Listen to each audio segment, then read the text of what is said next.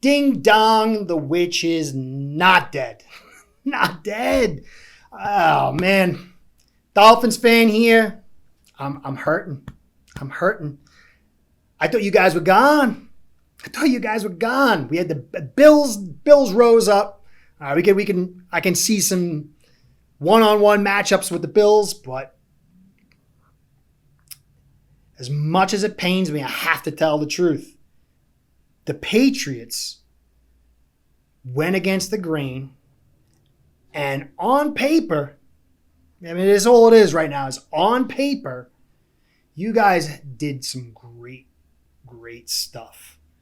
And just, watching you guys for 20 years, watching the Patriots 20 years, watching Bill Belichick for 20 years, he will surely miss Tom Brady. There's no doubt. There's no doubt. But the move to take your team back to the beginning of your amazing run was brilliant. And the additions, yes, it was $200 million on day one and a bunch of additions afterwards. I mean, I haven't been able to assess the cap hit because of that. I mean, will the cap descend? Are they going to feel pain next year? I don't know. It's not like that's a little above my pay grade at this point because I have to do research on it. But as a Fins fan, as a football fan, I can just see the potential, and it's frightening. And I'm not saying you guys are going back to being, 16-0 or anything like that. That is not what I'm saying. But what I am saying is the Patriots made some amazing, brilliant, contrarian moves that really set you guys up to shock the division. And as much as I'd hope the Dolphins were going to take that second place and vie for the first, I'm very concerned because the Dolphins made some curious moves, and I don't know. You guys look to be second or first place. So let's take a look at your team. Obviously, Cam, 23rd. Cam's done. He stinks. I think I think that is way overhyped. The talent around him wasn't spectacular. Okay, he came into a new system. He came off a major injury. He had to deal with, like I said, lack of talent, and he still was the 23rd best quarterback. He accounted for 25% of your offense, I think, or your rushing attack with his legs. This is year 2. Cam Newton, there's a lot about his game I don't like, but he's a prideful man. And now he's got talent, and there's options. He's not going to be asked to carry. He's still a threat. He still has the ability to throw the ball. Actually, he's not a deep ball thrower as many people think he is. He's smart. He knows how to work the field. He knows how to work the interior of the field, those intermediate throws. And with what you guys built, the play action is going to be frightening. So let's take a look. Cam Newton, 23rd, that's going to rise. That's going up. Forget about 23rd. I could easily see him going to like 15. Or maybe even a little higher. Jared Stidham hasn't shown anything. So you guys are a little thin. When you look at the Bills, they got Josh Allen and Trubisky. Obviously, they have the highest level of talent at quarterback, and they have a very good backup. So to me, their quarterback position is the most stable and best in the division. But your guys, it's not terrible. Will Stidham grow? I don't know. Cam is certainly a known commodity, and he's certainly going to play better with the talent around him. So I would say right now you guys have the second best quarterback situation. Now then you add Damian Harris and Sony Michel. They didn't get a ton of snaps last year, and so they were productive. They were very productive, But I wouldn't say your running back situation is great, but Damian Harris could be something. He showed a little something, so that'll be interesting. And then the thing that I loved Bill Belichick, right? And with the Giants. Then I loved him when he won the first Super Bowl with the Patriots. And then I grew to hate him. And I hated him. And I hated him. But at a certain point, genius and brilliance, you have no choice but to tip your hat. And I'm back to sort of loving him. But this was so brilliant. You guys have probably the best offensive line in the division. The only reason you don't is because of the injury history. But look at some of this. Ted Karras, starting Miami Dolphins center. That's your backup. 17th best center in the league last year. Dolphins, who do they have? Nobody right now. Bills, who do they have? Nobody. Jets, who do they have? Nobody. So the center position is going to determine a lot of the interior play. And you guys, the Patriots, are now forcing the situation of controlling the interior of the field. And that is power on an NFL level. So you guys have Andrews, the 14th best, and then your backup's the 17th best.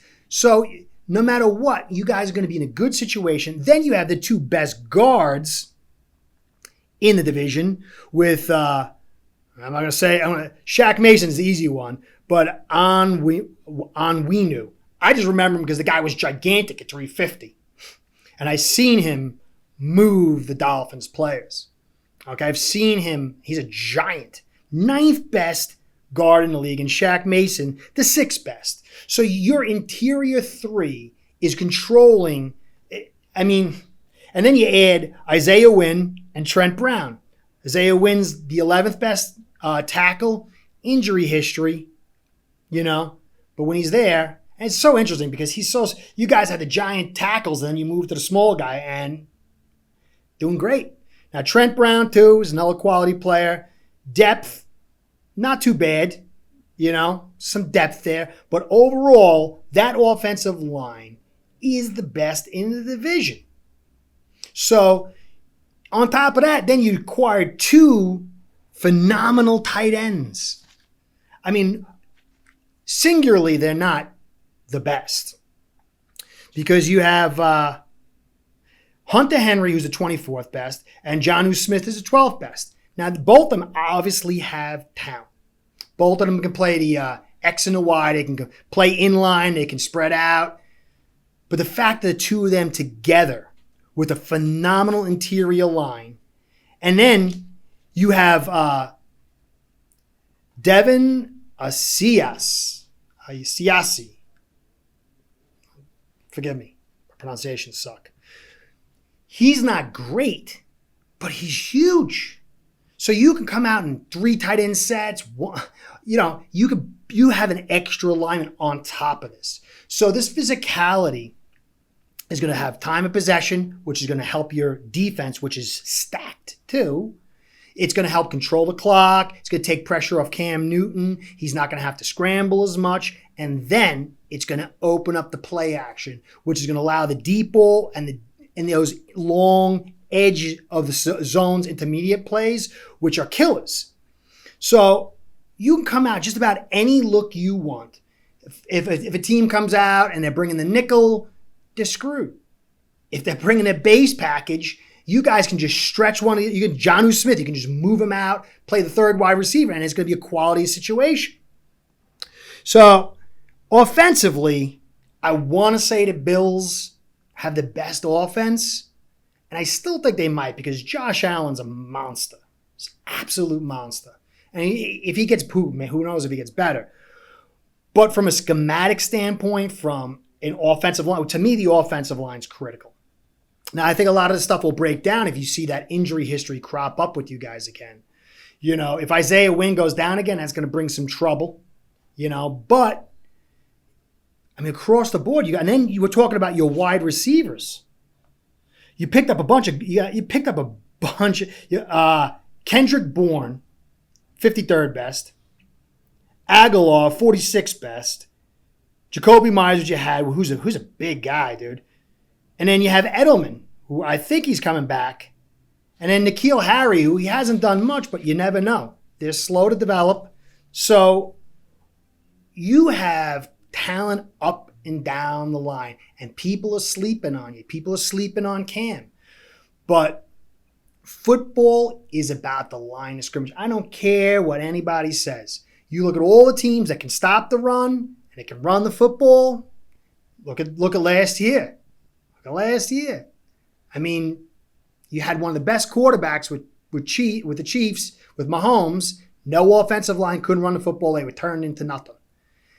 And so I'm really impressed with what Belichick's doing. I hate it. I don't want to be third. I'm very nervous because I think Belichick's very angry, and that haircut he got makes him even look scary. I kind of like him. The comb over's gone, so now let's go to your defense. This is just the offense. Which, I don't know. Let's go to the defense. Okay. You got Jonathan Jones, who's the 5th best cornerback. J.C. Jackson, who's the 29th. And Stephon Gilmore, who was ranked the 61st. But he was playing nicked up last year. Do you think he's going to be the 61st best cornerback? I mean, the year prior to that, he was elite. So even if he brings himself back to 90% or 80% of what he was in 2019, you're going to have a top 5 cornerback, top 30 quarterback, and then maybe a cornerback, and then another top 30 cornerback, maybe another top 20, maybe another top 10. I wouldn't put it past Gilmore. He's not too old, and I'm sure too he's a prideful guy. So who knows? And that's just then you look at your safeties. You got Jalen Mills, who was pulled in. He's a free agent, quality. He does everything well. He's not great at anything. Perfect Belichickian type player. Then you got McCourty, who, he can cover. He's the 45th best, but still a quality player. Now, a very interesting guy is Kyle Duggar. If I was a Patriots fan, I'd be very excited. And if I was in the AFC East, I'd be a little concerned. He was only the 49th ranked safety in the league. But he was a rookie, and a guy is 6'2", 220. This is a great in-the-box safety and nickel linebacker. It's going to be very interesting to see if he can get past that, if he can grow past that, 49th range. He could use his brains, let that size really sink in. So for Pats fans, you got a very good secondary. It could be great if Gilmore steps up. And then you're blanketed by what could be a very good second safety group. So this is very, very concerning for me as a Fin fans and for basically the league. Then you look at your front 7. Quality pickups here, man. Chase Winovich, great pick. I thought the Dolphins were going to grab him. You snatched him. I think you guys snatched him. Great move. He's getting better and better. 34th ranked edge defender by PFF. And he's getting better and better. He really is showing himself. I think he can actually move beyond that this season, get into that 20 range, which is scary because Matthew Judon hasn't been great. 53rd ranked linebacker, but he has speed, intelligence, some good size, and Belichick's going to raise his gameplay up. So you could see him go back, maybe not to what he was in 2018 or whatever, but he's going to be effective. You can move him all over the place. Then Kyle Van Noy, you picked him up for like a song and a dance. With the Fins, he was an impact player. Not consistent, especially in the run game. He was a little off, but for what you guys got him with, when you tie him into Winovich and Judon, and then you add Dante Hightower, who, he hasn't been the same guy since about 2018, but he's an effective player. So you add that, and then you guys picked up our old middle linebacker, Raekwon McMillan, who slow to diagnose, but he's got great short area attack speed and size. And so when you're two-gapping, and that gap is open, which you guys have a tendency to really keep that gap open, he shoots. He's good in between the tackles. So you have a quality group of players on the edge and inside that edge linebacker position. Dietrich Wise, you re-signed, good player, 31st, solid. Devon Godchaux, you pulled from us, and Akeem Spence. Those guys, really good at one-gapping, shooting those gaps and playing. Godchaux is terrible at two-gap. Maybe he could pick it up, but he was really injured. So I don't know. I think he'll be a specialist there. It's a good group you got there with Spence and Godchaux in that niche role of one-gap shooting. And then you have Anderson and Adams, who are the two-gap group. And you know how basically Belichick just loves to move pieces in and out. And so I really see that you've got so many pieces that Belichick's going to be able to create different scheme looks, different fronts, mix and match. So for really, honestly, I'm kind of nervous. I mean, there's a possibility that, hey, Gilmore isn't what he was. Maybe he gets worse. Maybe you get a couple little injuries here and there. But honestly speaking, I think there's a good chance that you're going to make the Bills very nervous or replace them. And from what I'm seeing from the Dolphins, I don't know if they've got the firepower. There was some mistakes in their team building. There's some nice moves, but some mistakes, question marks around Tua, their offensive line. There's just a lot of flux. I don't know if they're ready to really vie for the division. We'll take a look at them next. But if I was a Pats fan, I'd be sad to see Brady leave and see him win a Super Bowl. But all the talk about Cam being dead and Belichick being dead and the Pats being dead, forget it, dude. You're going to at least be respectable, at the bottom line, respectable this season. So at this point, I would say 1A is the Bills, 1B is the Patriots, depending on how the drafts go. And then I would just put basically the Finns vying. Their draft is going to be huge. Jets, I just don't know if they have the firepower. Again, they're going to have a big draft, but the draft very rarely turns a team from a frog to a prince. So let's move on and check on the number 3 team on our list, the New York Jets.